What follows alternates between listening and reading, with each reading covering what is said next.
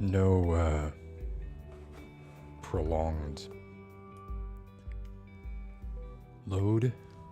No pseudo hack screen. Name's a little different. Going with just the initials so that there would be actually like some space for putting something besides just a short name. And also I need to correct the chronology. I need to do a little bit of retconning because this is actually the 72nd episode. Not sure how I miscounted last time, but I did. So last week was 71st. Tonight is 72nd. And I wasn't going to do it. And I canceled. Stop that music. Stop the music. Stop the music. But I woke up this morning feeling better. Fatigued. It's been pointed out to me that I have an appearance of being fatigued, and I feel it as well. Let's fight some of that off. You know what? None of that Starlight shit anymore.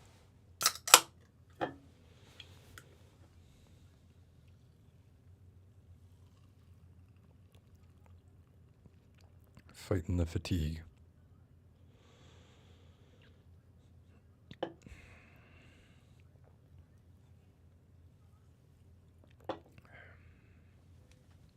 Can anyone hear a TV in the background right now? I can hear it, but I'm not sure if anybody else can hear it, in which case I don't.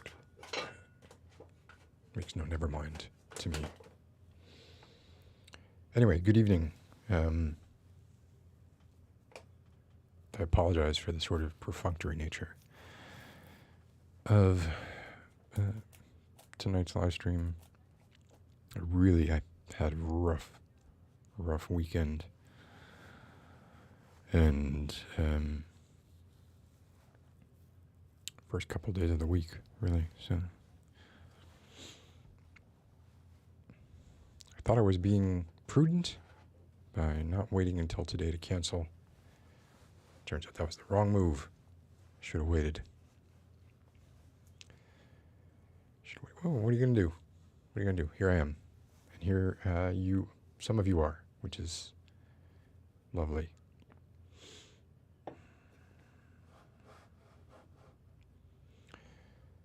Oh, wow, including Chels. Hey, Chels, it's been a while. Good to see you. And Pivy and Q, hi.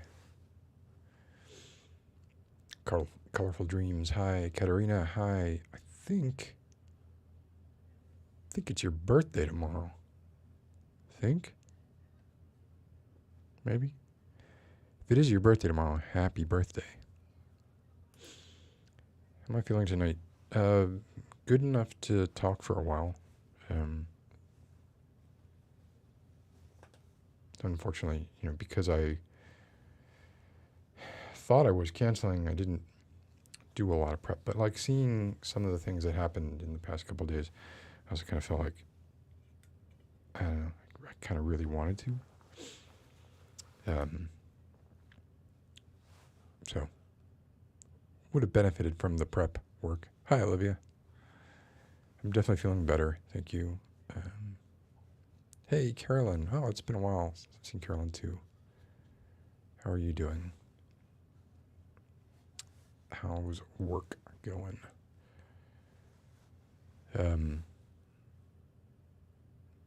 Yeah, it has been a while since I've seen Charles. That's right. Hi, Mari. Okay, good. No, I'm definitely not having hallucinations. Charles, interesting that you're here this evening.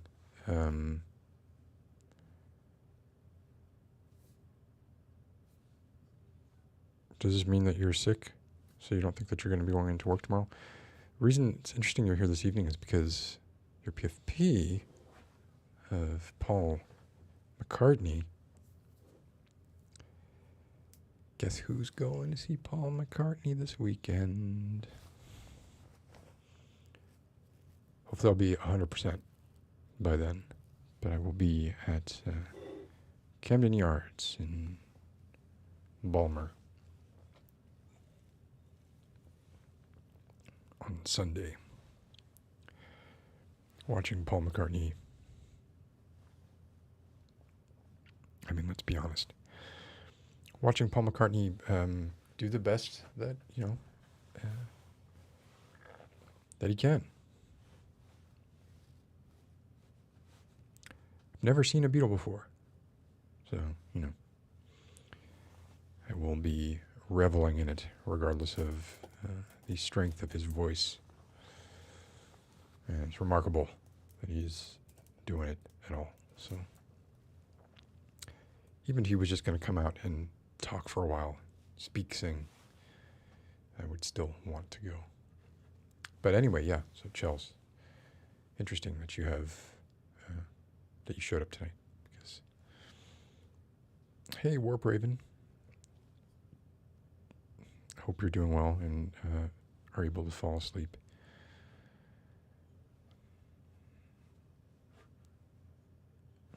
It's been hectic. That sucks. Daniel J, hi. How are you doing? Carolyn, work is pretty busy. Yeah.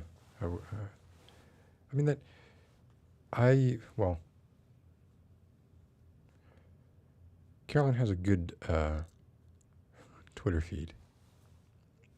It's if you're interested in New York and Brooklyn and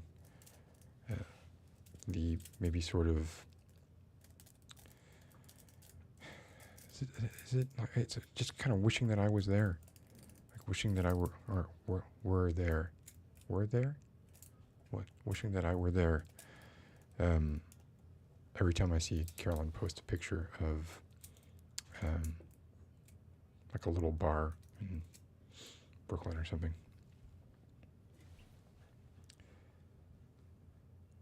Ava, good evening, Ava. How are you doing? Ollie667. Not sure if I know you, but hi. Welcome.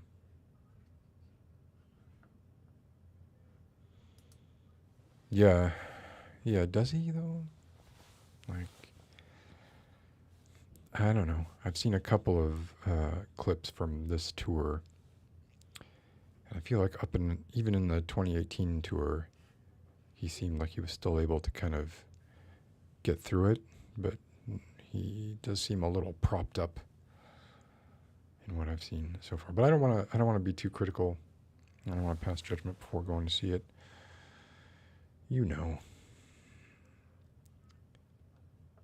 Katerina, is it a big birthday?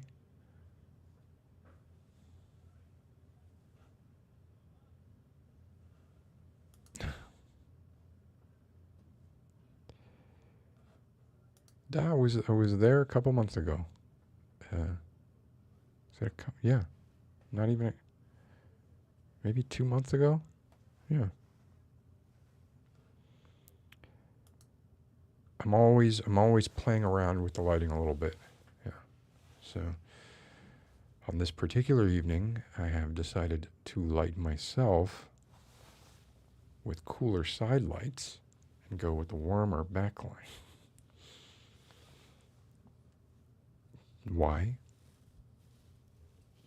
I don't freaking know. I don't know because I have an app here that lets me control the lights. So I'm like, oh, well, what if I make all the lights, kind of this rusty, sort of a rust color is what I was going for. I don't know if I succeeded or failed. There we go. There's one. And then I kind of find something that I like and stick with it. That's a little bright, isn't it? Could probably bring that down a touch. How about you? What are you doing, Light? You're a little bright too. Kind of getting a big hit off the side of that brain. There, let's go with that. Oh, fuck it. Let's make you blue. No, that just messes up everything. Speaking of aperture lights, really specifically the MC lights, I did see over the weekend, or wait, yesterday or the day before. My gosh, I'm losing my shit. Maybe it was last night. I think it might have been no. Was it last night?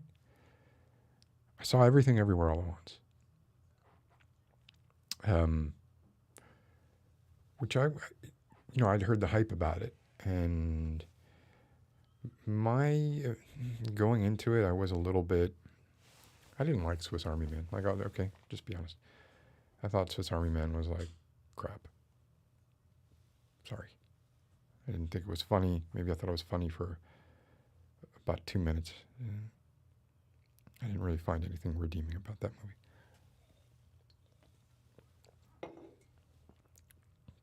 Talk about I would think the difference in the experience between filming something like Swiss Army Man and then filming something like Everything Everywhere All at Once, and the difference between never directing a movie at all and directing a movie like Swiss Army Man, I would imagine those are comparable goals, because Everything Everywhere All at Once was nuts. Like, it seemed like 2 or 3 movies worth of work, And I'd been reading a bit about some of the techniques they used, and apparently they used a lot of these small lights, these small aperture MC lights. So when I was watching the movie, of course, I was like looking out for these are good for I used them in like the Tenet video and stuff. They're good for flashing background lights. They can do they have all kind of effects, and you can just kind of really quickly kind of stick them up places with magnets. And, if you're, depending on how long you need to use them, they can get pretty bright. But I think what it looked like they were doing in some cases was putting a bunch of multicolored LEDs, maybe it was apertures, I don't know, on a wheel. And then the people in the movie would often be facing camera, even closer than I am now, right? And then to me, it looked like you could see this wheel spinning with the different colored LED lights. And it kind of did something different than if you were to take a single LED light and just kind of parade through the colors, because you were just getting different meshes of color. I don't know how they actually did this. I'm purely speculating, but I did read that they used a lot of use out of aperture MC lights. And the movie, I purposefully I read a little bit about it, but I didn't read much about what the plot was or what kind of movie it was. And I'm glad that I didn't, because I think the plot might have made me not want to watch it. And when it started going in that direction, which I'm not going to spoil stuff. Well, I mean, this is really, if you watch the trailer, you see this, I think. I was still surprised. But when it started going in this very multiverse kind of, every decision you make breaks off a new universe of possibilities, and you exist along all of those strings of all the different choices that you've made, or every possible choice that you've made branches off into another multiverse, and they all exist in some kind of representation of 3D space, and some are closer than others, and you can access ones that are close. And how close they are is dependent on how far back the decision was that broke it off. And then they had this kind of interesting, very Swiss Army Man-y kind of method of being able to go between multiverses. But a couple of things that struck me about that movie, apart from the fact that it looked like it was more work to make that movie than, the last 3 movies that I've seen, and one of those was Morbius. The they definitely, obviously, they took a lot from the Matrix, right? Who, in turn, took a lot from. It's not. I'm not saying they stole from the Matrix, right? And they were inspired by the Matrix. They're also really heavily inspired, it seemed, by Douglas Adams and specifically the improbability engine. The idea that the closer something is to impossible, the more likely it is that it's going to happen almost immediately. And the more bizarre it is, as you get, it goes through some stochastic sort of representation of what reality you're in based on what normality is. And so you go through these really bizarre representations of universes where, in Everything Everywhere All at Once, there was a kind of like that Treehouse of Horror episode. There was a universe where everything was like the same, but people had hot dog fingers or something, right? Like it was stuff like that. But then there were ones that were more out there.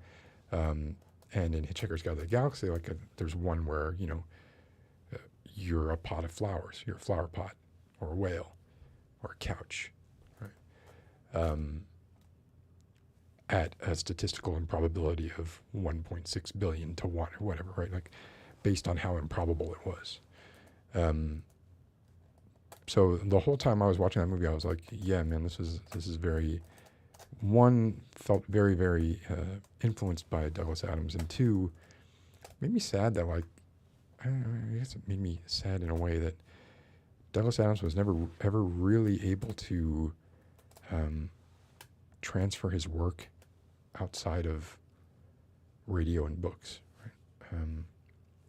I know there was a Hitchhiker's Guide to the Galaxy movie, and it sucked. And I know there was a BBC series on Hitchhiker's Guide to the Galaxy, and that's fun to watch because it's made on the cheap in the early 80s by the BBC. So that's fun to watch, but it's crap.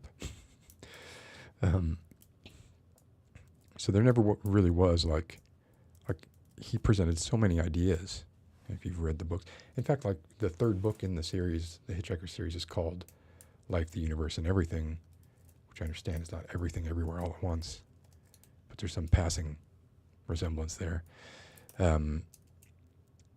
So he would just present like ideas. He would have these kind of just wacky ideas, non sequiturs seemingly from chapter to chapter.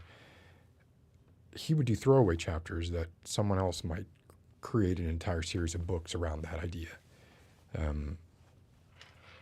Which, to me, it was just like his brain was kind of firing on all cylinders, but then it almost seemed like he lacked the ability to cohesively create the kind of narrative that would work within a movie, or really like the story of Hitchhiker's Guide to the Galaxy is just an idea. It's not really. There's not a huge narrative to it. When he tried to go later in the series, he tries to go in, or he does go in. He doesn't try. He does go in, like mostly harmless, I think. Dealing with sort of like the romance between Fenchurch and Arthur Dent, who is the protagonist. And those were interesting. And then he did a different series of books, Dirk Gently series of books. And they made a couple of adaptations of that as well, and I haven't liked any of those. I haven't liked any of the adaptations of any of Douglas Adams' work. But I can like The Hobbit. There are a few books that I could just pick up and turn to any page and read like 5 or 10 pages at any time and feel better after it. And it doesn't matter where I open the book to. I don't have to like go to the start of a chapter or anything. I just kind of plonk myself down in the middle of it and do that and feel better. And The Hobbit had that kind of feeling to it too. The rest of the series, Lord of the Rings, did not, to me. And maybe that's because they were more grandiose and you could, it'd be difficult to just pick up The Two Towers, and even if you read it before, obviously, and randomly open it to page 230 and start reading and be right in the middle of some grand battle and you're not really sure, how you got there. So it's almost like an anthology. Yeah. Douglas Adams books are loose. They feel like a loosely bundled anthology of ideas with the same protagonist and a sort of very thin, let's say like a chain like this, binding the chapters together that could break apart at any moment and come back together. Ooh, I'm liking that. I'm liking that it's happening, and 2, I'm liking that I was able to do this off the cuff. Anyway, that was a bit of a tangent, but bottom line, Everything Everywhere All at Once, loved it. Welcome return. Sorry to say I don't know his name. I should have looked it up. I didn't. Short Round and Pinchers of Peril from The Goonies. Forget his name, but man, like the moment he was on screen,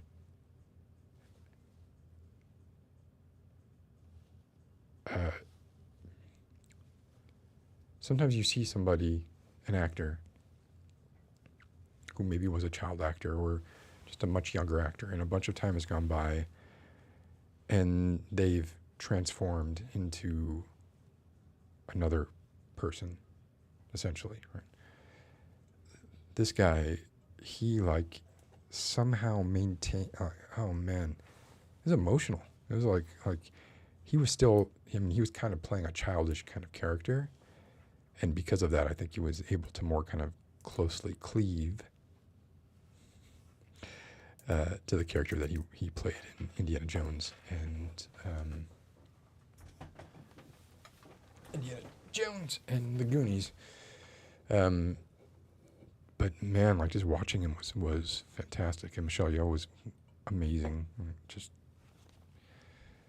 perfect. It was, and dude, oh god, Vincent Wong, Big Trouble in Little China, Eyes dude from Blade Runner. Is that Vincent Wong? And how is he? How does he looks like practically the same? Big Trouble in Little China was 40 years ago. Anyway, great movie. And, if you read the synopsis of it, you see it described as multiverse with lots of fight scenes. And you're like, I don't really want to watch another Matrix-type movie. You will be doing yourself a disservice, I promise. It's much more than that.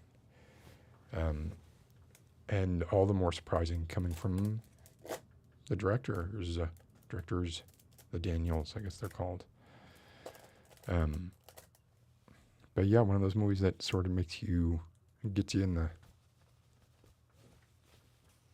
part here below this. Part where the fat cells accumulate. No matter what branch of the universe tree you go down. Yeah, Ke-Huy Quan is exactly who I am thinking of. James Hong, gosh, damn it. I'm terrible at this. But I thought the movie was fucking phenomenal. On the other side of that pendulum, I did finally, through some method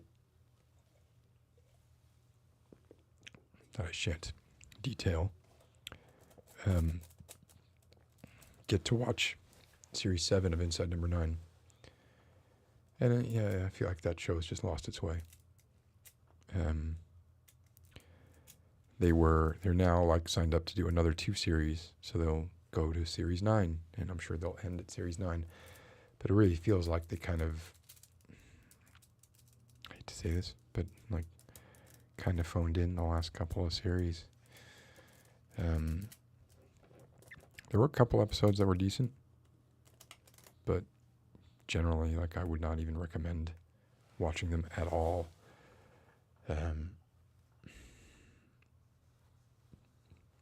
Maybe Wise Owl. There's one called Wise Owl. That was okay. But otherwise, I would stay away from it. And then I've been watching season 3 of Atlanta, and boy, howdy, that is, yeah, I'm really enjoying that. There are a couple episodes. There's a bunch of bottle episodes in Atlanta, too, and I know Donald Glover has sort of self-described Atlanta as his way to get to make little films that, you know, may or may not be loosely connected, and kind of like Douglas Adams' work. Yeah, there is a story there of Paperboy the rapper, you know, going on tour or whatever it is, but really that's just sort of the background for these. They're uncanny ideas. I mean, I would say that these are generally unnerving, realistic, almost horror. And there's some that are just straight up horror. Like, people know the Teddy Perkins episode, right? That was just straight up horror. But a bunch of them are like this sort of like really bizarre, but really low key. Bizarre in a low-key way, and in a way where, like, you know, the characters notice what's going on.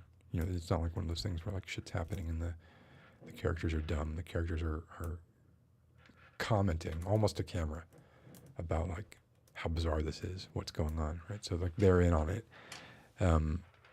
which is, I also think is a neat approach. But there were a couple of episodes, I don't know the names of the episodes by name. If you have not watched Atlanta, do yourself a favor and watch it. You don't have to watch any series in order, right? I think they were probably more linear in the beginning, but you could just start with season 3. In fact, I think the first episode of season 3, Donald Glover's not even in it, or he's only in it at the very end, and it's a story based on, I guess, a real life thing that happened. That's pretty scary. And it, they are meant to make you think, and they are a little disturbing. And they're supposed to make you feel uncomfortable, and they largely succeed. So, yeah, that's been my media consumption while I have been ill. And then, Monty Python when I just need to not feel horrible. So, a couple things also happened over the past week. Some of them good, some of them not so good. I found this headline to be interestingly phrased.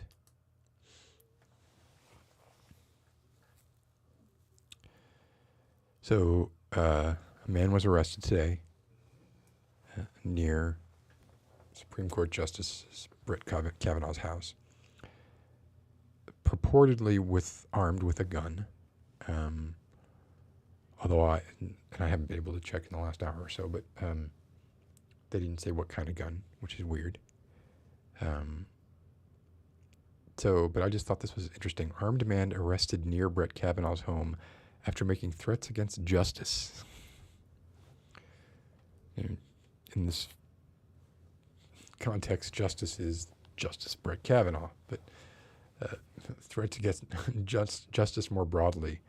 And this was interesting to watch in a sort of macabre way for a couple of different reasons. One being how quickly Mitch McConnell was to try and push through a resolution for increased security for Supreme Court justices when there's someone anywhere near a Supreme Court justice with a gun, they're going to act on it immediately, like the same day.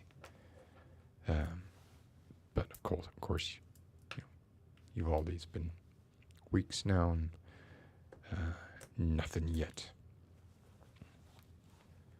So, I don't know. It's currently our Second Amendment right to bear arms if we, actually in D.C., no, this wouldn't have been in D.C. This would have been in Maryland. In Maryland, it's very hard to get a concealed carry permit. But if he was legally carrying a gun,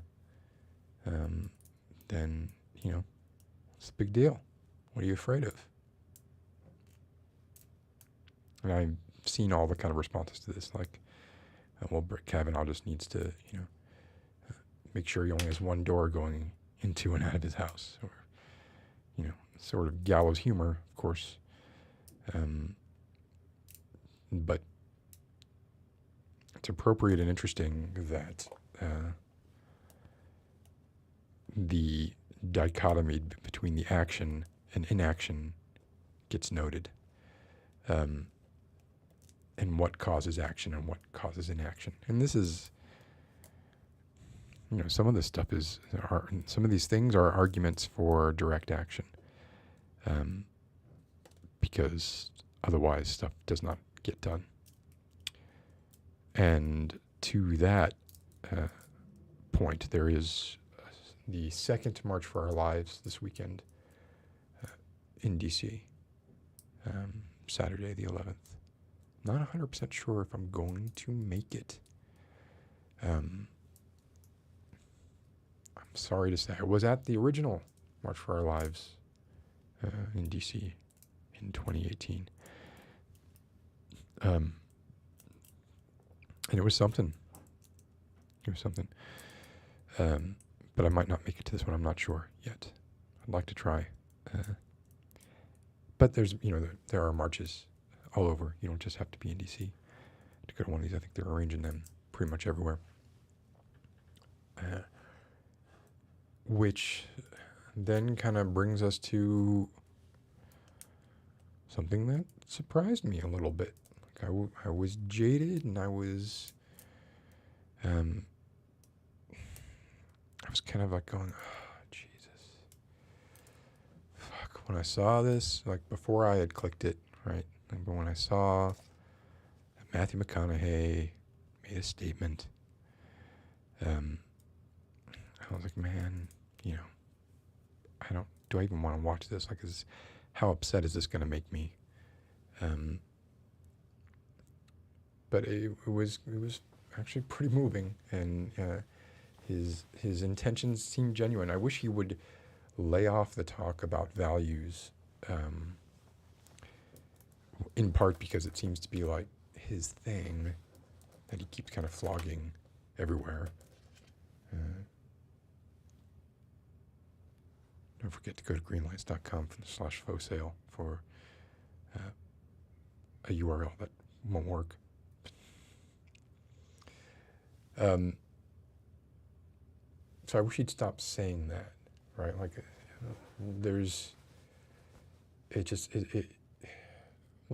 to keep the analogy as close to the actual situation as possible, let's say you are shot in the leg.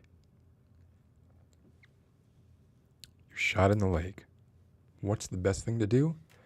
Get you to a hospital and get the bullet removed, repair the tissue damage,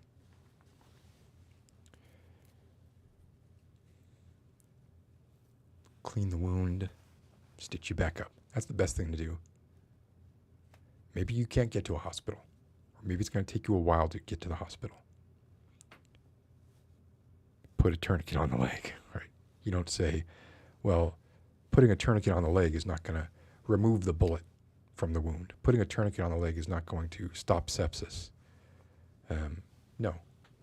Putting the tourniquet on the leg is the quickest and most viable option to to make sure that you can get to the hospital, without dying. And it is going to stop blood loss, and it is about harm reduction. It's not about, it's about the perfect being the enemy of the good, et cetera, right? So let's put the goddamn tourniquet on the leg, raise the age to 21, whatever. I mean, as many things as we could possibly get through, which it seems like maybe some of those things might happen. It's interesting to see the tap dancing that, for instance, Rick Scott is doing. After Marjorie Stoneman Douglas, Rick Scott raised the age at which you can get, I'm not sure it's a rifle or a gun, but at all, but he raised the age to 21. I think it's for ARs. For semi-automatic rifles, I think he raised the age to 21. That was before he was a senator. And now he's just kind of saying that he's against a federal raising of the minimum age. He thinks it should be handled at the state level. Wonder why that is.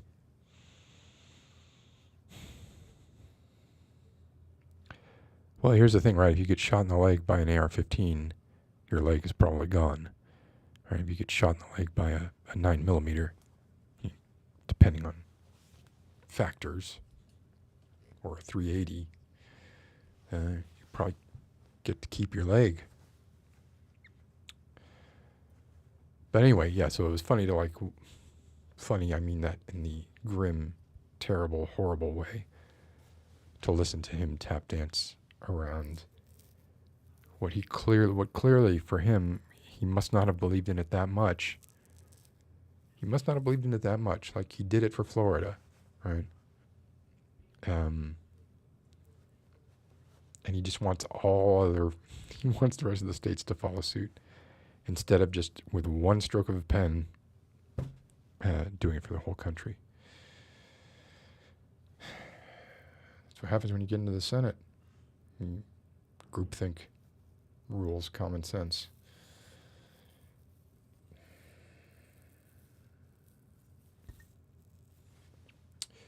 What else do I got? Okay, so guess who else is back with saying stupid things? That's right. It's Ricky Schroder. This is a tweet he made. I didn't see this. I never occurred to me that the word demon is hidden in Pride Month.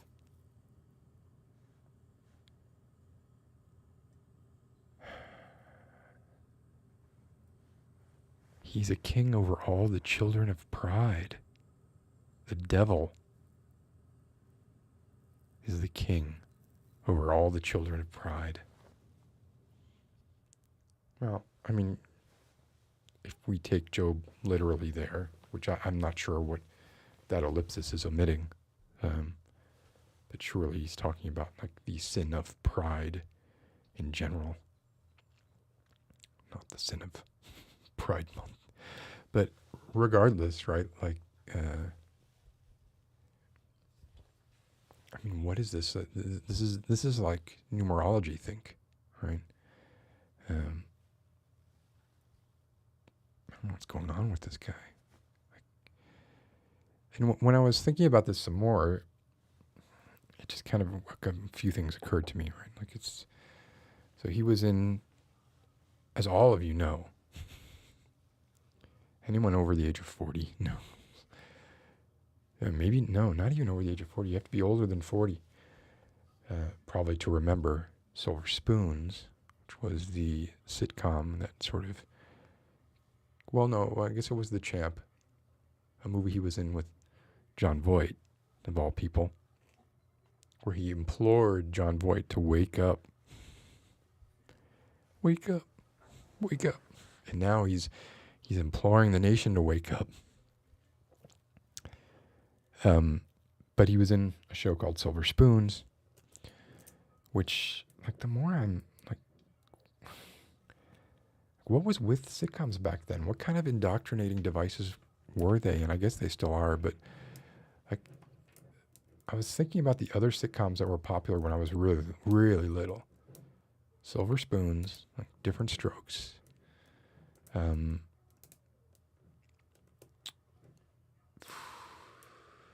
one with all the girls at the private boarding school. It's not Square Pegs.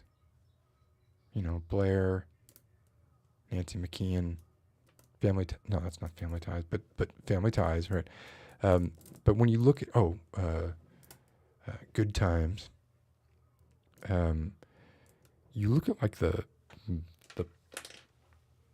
just the setting for all of those sitcoms, Silver Spoons, Different Strokes. Let's take those two. Silver Spoons, Different Strokes. They're both really rich white guy. In the case of Silver Spoons, it's like he's a very one-dimensional kind of man baby, really rich with a kid, single dad. Different Strokes, similar, really rich, single man, white man. In Different Strokes, of course, he adopts two black kids. In Silver Spoon, it's his son. But I mean, even the name of that, Silver Spoon, like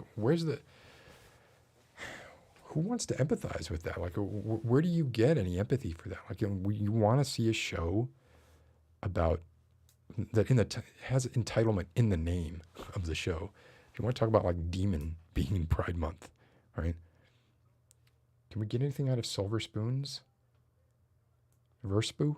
Does Verspoo mean anything?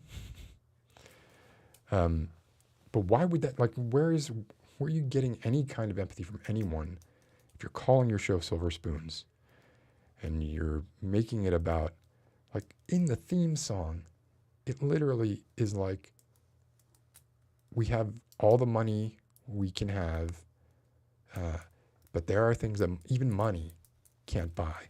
And we're going to learn about those things in Silver Spoons. It is, yeah.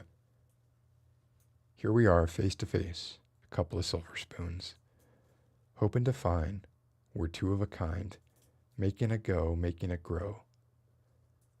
Together, we're going to find a way, together, taking the time each day. Learn all about the things you just can't buy. Silver Spoons, together, you and I. I mean, lyrics are a little weird, like even outside of that. It kind of sounds like that relationship isn't really father-son-y. I had two of a kind, I guess. I don't know. Maybe it should be more like, here we are, face to face, a couple of Silver Spoons, hoping to discover a replacement mother, so you don't grow up with this one-dimensional man baby as your sole role model and become super entitled to the point where you see anything like equality as a personal assault on white hegemony. I can't tell you what's going on in Ricky Schroder's head. I'm guessing at this point, but maybe that's something. And then that applies in Different Strokes. It's maybe a little more relatable, but even that, and then the Cosby Show, and then Friends, these are all really, really seem to be capitalist driven. And I understand it's nice to see you think of Cliff Huxtable as oh my gosh, there was never this kind of representation of African Americans in such a public way before. And, that's generally seen as a good thing. But also it's a bit of an opiate, isn't it? It's a bit of a sort of, couldn't that same scenario be used to placate and faux sort of be used as a sort of a faux, here's what you can accomplish. You can do anything. If Cliff Huxtable and Claire Huxtable can do it, or a doctor and a lawyer, if they can do it, you can do it. And the the most insidious part of that, in my opinion, the most insidious part of that, do I need to put up this is dumb? I'm not going to leave. I'm not, I don't know if this is dumb. I feel like the most insidious part of that,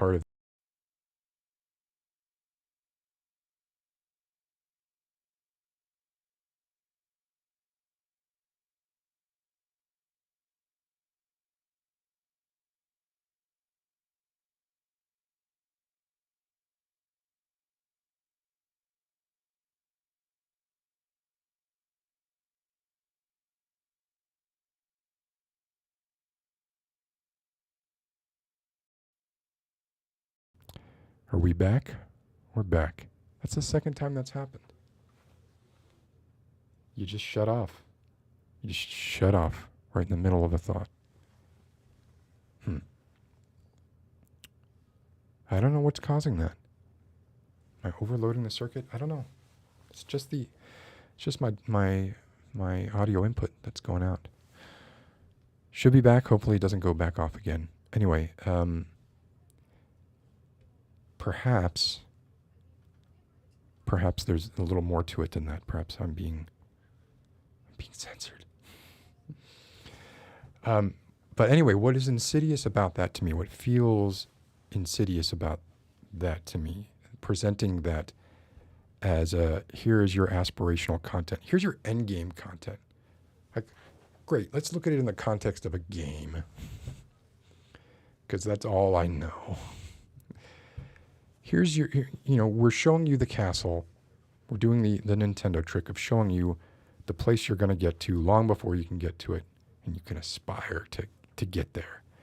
And we can make it really difficult, and you will persist because we showed it to you and you really want it.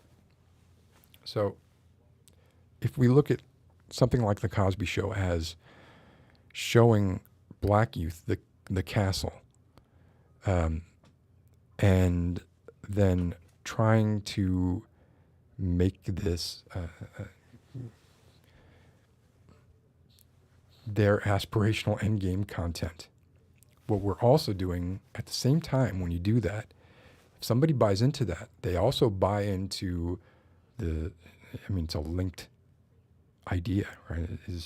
If you buy into that, you have to also buy into the people who aren't playing by the rules need to be condemned. Like, we need to be, we need to be together on this, right? Like, we're all trying to be Cliff and Claire Huxtable, okay? And if there are people who are not trying to be Cliff and Claire Huxtable, we're going to need you, the marginalized people that we have shown this aspirational content to. We're going to need you to go ahead and condemn these people, your own people from your own marginalized community as well. So that to me seems like the really insidious part of that. And I guess it kind of goes hand in hand with the whole kind of like, oh, well, America can't be racist because we elected a black president, right? Like, that kind of bullshit. In a way, right, if you really wanted to look at it cynically, right, maybe electing Obama was a placating move, right? Because everybody knows the president doesn't really have very much power. I don't know. That I probably should have. There. Too late, but that probably should have had that up. Something to think about. Think about it. Don't cleave too tightly to it, or you might cleave away from. So I don't know what the hell's going on in Ricky Schroder's head, and the whole cleaving.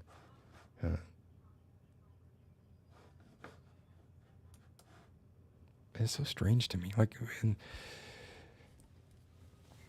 now we can go off on, if we're talking about like looking at words, right, and like looking for meaning in words and the English language and like how ridiculous it is, right? And we do things like we have words like cleave. We verb the hell out of everything. You have access, and you can access something. And sometimes we even sometimes we change the way you pronounce the word. So you have a house, but you can house something.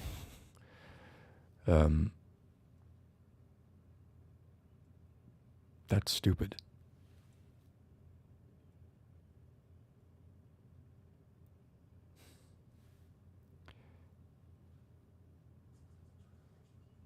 I guess I was kind of thinking about that Mitch Hedberg stuff where he was talking about everything should be called what it is with an at the end, the washer, the dryer, etc. And it's weird, like when you think of things like I guess if you erect something after you're done, it's an erection. But what's up with like building, right? Like building. What kind of strange gerund is that? That's a bizarre. Building is the weirdest one. Building feels like we just were like shrugged our shoulders and we're just like, okay, what are you doing? I'm building something. I'm building this thing. It's like a house, but it goes up, and I build it. But when you're done with it, you don't call it a built. You call it the gerund form of the building of it. It's a building. Like it's forever in the act of being built. Call it a building. I feel like I'm doing stand-up here. I'm in front of a brick wall. Ladies and gentlemen, this is a genuine brick wall and not a cloth tapestry behind me.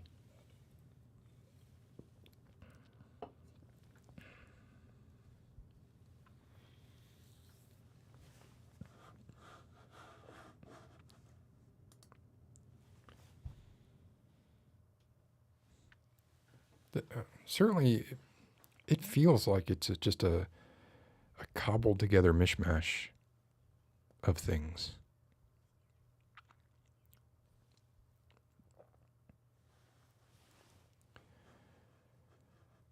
Yeah, should be a built. Should be a built.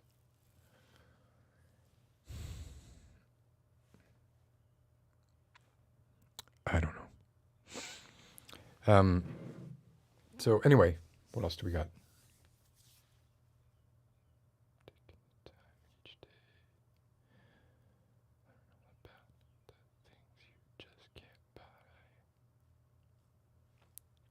Two silver spoons together, you and I. Going to see Paul McCartney this weekend. I already covered that. Was sick and better, but feeling a bit fatigued. Covered that. This is episode 72. Not episode 71. Okay, here we go. Yeah, so I am trying to change some things up. I feel like Beyond the Double Red Doors is a mouthful. And it's a mouthful, and it's a characterful. So, you have, I don't know, 128 characters or something like that. Actually, I don't even know how many. I don't remember offhand how many characters you have to name a video. But when I do write the titles of these, it's often I can't use a title that I want because Beyond the Double Red Doors took up all the damn space. I don't have any space left for a title that I would like. And that makes me sad. So I'm thinking like just BtDRD, the number, and then just kind of naming them what they are. I don't know. going through a bit of a contemplative possible metamorphosis here. I haven't done a non-live video in months. And I don't have a desire to. Like, I just don't. I don't feel like I care about recording a video, fucking rendering it, uploading it. So much easier. Just do it this way. So much easier.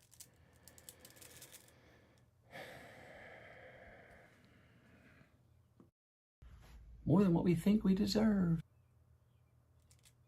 Hell, did that audio even play? More than what we think we deserve. Oh, that's how I heard it. Didn't hear it last time. Anyway, congrats to McConaughey for I felt like. And then people were also posting pictures of like him with guns in movies and being like, oh, you want gun control, but look, which he was like very, very, and in his original statement, I had issue with that as well because of how wishy-washy it was when it came to like what's a possible solution. He wouldn't say gun control in the first one. He didn't say it. But it's ridiculous to me that people are like, hey, you use guns in movies. You really, we're going to listen to this guy? And they show like pictures of him, 17 pictures of him, guns in different movies. It is interesting to me that the media that brought me around to Matthew McConaughey was True Detective, and obviously that was about dead kids in the South.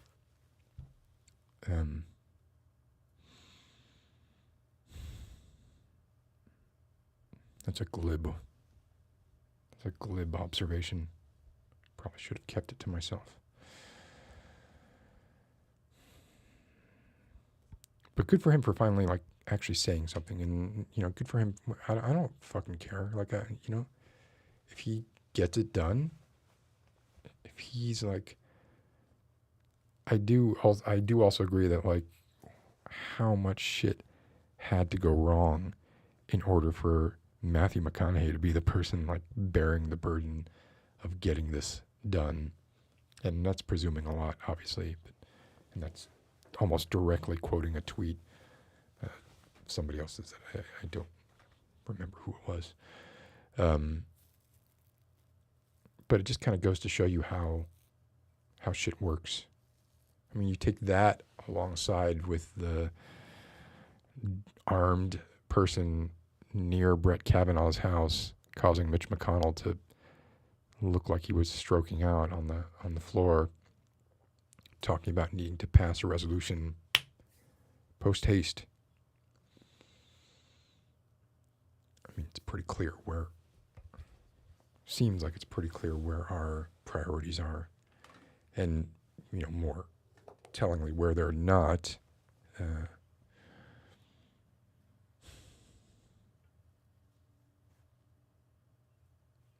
And then I read that like Democrats are not turning out. Like there's a problem with turnout for liberals. And I'm starting to hate liberals. There's no danger of me going over to the right and just going further left. The danger here is always going further left. Further and further. And yes, I'm aware of the ideological, I think, fallacy of saying that, well, the further left you go, eventually you go right. You go so far left that you're right. No, you go as far left as the ideals of left ideology will take you, and then if you go an extra step, then really you've just gone back around. If you become authoritarian. It's not like a spectrum. There's a definite point where it's like, okay, this switched from collectivism to autocratic rule.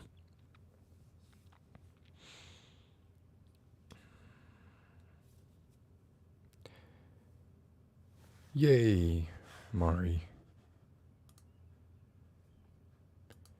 Well, become a leftist.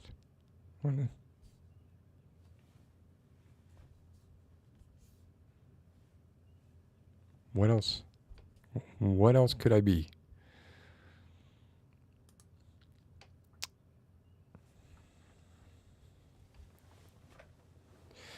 Yeah, I mean, I kind of get like, you're giving some kind of tacit approval to the character you're playing on some level, unless you're specifically doing it to like, right? It depends on the context, right? Like if you're playing Jeffrey Epstein in a movie that tries to, a movie called Epstein wasn't all that bad, right? Then, yeah, you gotta own that, right? But it's all about the context. And if you're the villain, you're the villain. Even though obviously life is not that simple. Yeah, this is what is sad. Because there are so many mechanisms in place to stop simple majorities from changing anything, because we're averse to any kind of change. And great job, conservatives, at making it difficult to change things, which I can understand. Like there has to be, intentional friction. We can't just run around being like, okay, now let's try this, now let's try this, now let's try this. Yeah, sure, I get it. But anyone with any kind of reasonable mind looking at this, I feel like, would have been like, okay, yeah, are there some risks? Actually, what is the risk? Like, there is no risk, for instance, in raising the age of being able to buy a rifle to 21. You gonna piss off 18 and 19 and 20-year-olds? I don't know. You gonna piss off the 16-year-old who was really, really looking forward to getting his AR-15 when he was 18?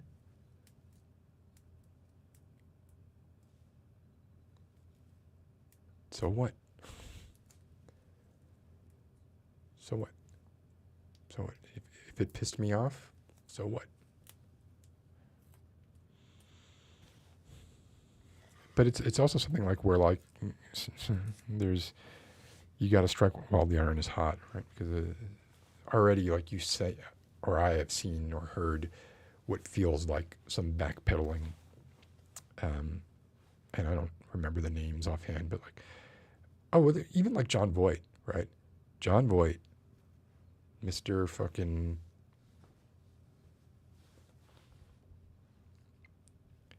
Mr. MAGA himself, got some kind of Medal of Honor from Trump and is amazing.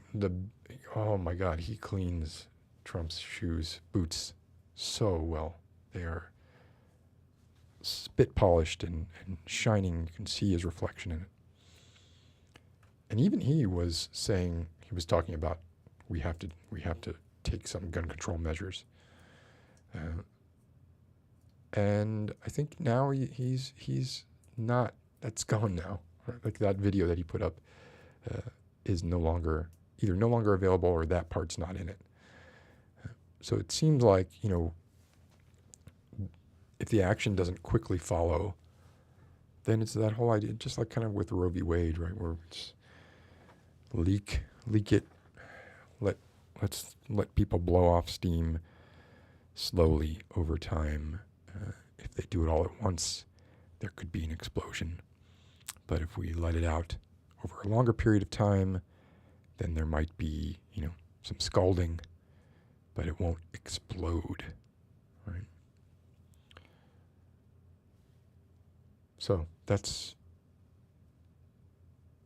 I guess, the danger of when we're all like, okay, well, let's take a step back and be objective about this, and maybe take some time, because everybody's in the feels right now, right? Everyone's having a sort of what would be considered a reactionary take. Like, why? Yeah, we should be having a reactionary take. Like that's exactly the sane proportionate response to this happening again and again and again is to have that take. But, a month goes by, something else happens that distracts you. It's no longer in the news. No longer kind of burns your eyes quite as much. And all of a sudden you're well, not all of a sudden, but you're not so, you've lost your motivation. Or maybe you were shot. It's a decent probability.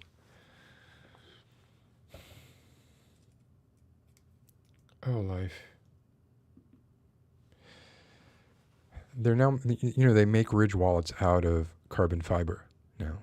You can get a carbon fiber Ridge wallet that will stop most rounds. Can I combine this with, combine that.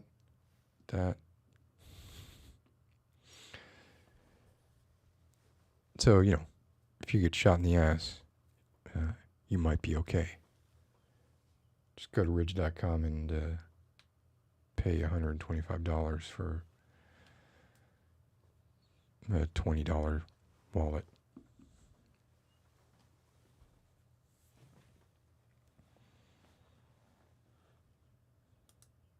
Hi, Bryant.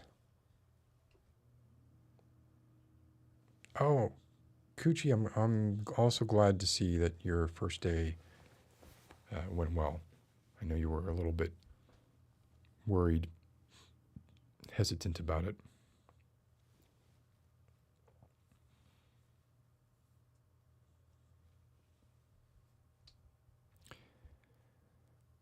You don't even have to criticize it. Like, as written, it's our interpretation of the Second Amendment that seems pretty wacky to me. And yeah, I'm not a constitutionalist, right? I think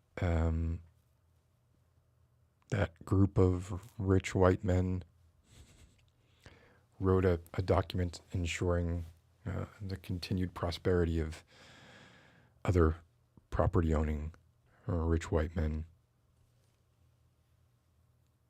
But even in the form, even in the way it's written now, right, in the whole realm, this has been gone over ad infinitum. You are not part of a well-regulated militia. And if you think you are, you should probably be on a list somewhere because you still aren't.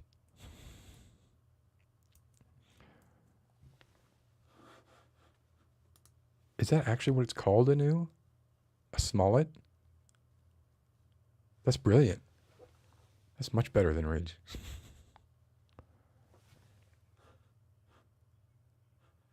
A Smollett. That's great. Uh-oh. Yeah, no, I was kidding. It's like a super thin, it's a decorative carbon fiber on top of the hardened plastic. Whatever. I still use mine. It's fine. It does the job it's supposed to do. I do find it difficult to. All right, here's a big problem. Like, I will have to take all of my cards out to get to the card I want often. It's hard to just take one card out. And if the card that you want isn't, even if the card that you want is on the edge, sometimes you have to take all the cards out to get the card out that you want. It also, the nature of having all your cards compacted together like that, putting them in and out, causes the plastic on the edges of the cards to start to turn up more quickly than they would under less sort of compacted circumstances. So perhaps a Smollett is a better idea.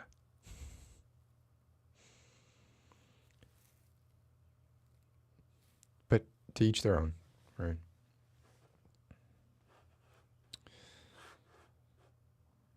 All right, well.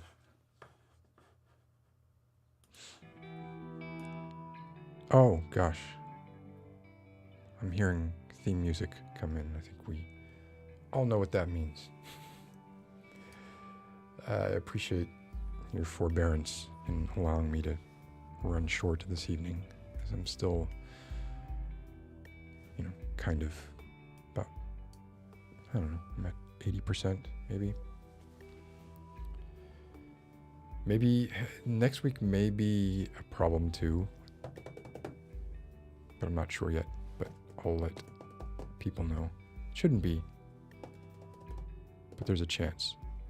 But the next time that I see you all, I will have been in the first 20 rows. That's a humble brag right there, of a Paul McCartney concert. So, and I've said that, I'll probably jinx it somehow. I hope you all have a good night, and I'll talk to you all soon, and stay well. Take care. Night. I'm still here. Gotta hit the finish button. Gotta hit the finish button. Okay. End broadcast.